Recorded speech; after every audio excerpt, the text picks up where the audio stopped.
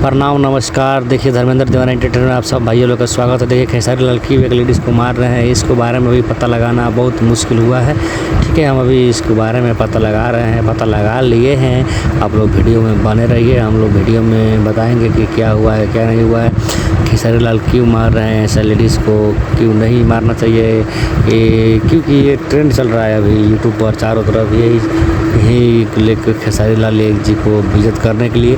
तो आप लोग क्या चाहते हैं, क्या मानते हैं कि खेसारी लाल यादव ऐसे काम किए हैं या नहीं किए हैं, आप लोग कमेंट में बताइएगा। ठीक है, तब तक लिए मैं बता रहा हूँ कि खेसारी लाल यादव ये जो लड़की को मार रहे हैं रियलिटी नहीं है। ठीक है, ये नॉर्मल अपना वो लोग एक्टिंग कुछ का कर रहा है। ठीक है, रिहर्सल कुछ को कर रहा है, अपना वो मजाक मस्ती कर रहा है ना, उसमें लोग मजाक बना के खेसारी लाल यादव को बदनाम करना चाहता है। ठीक है, किसी को आदमी को कोई आदमी को उसको बदनाम नहीं करना चाहिए यार, सब एक बराबर से देखो एक नज़र से चलो। ठीक है, तो अगले चैनल सब्सक्राइब शेयर करिए। जय हो।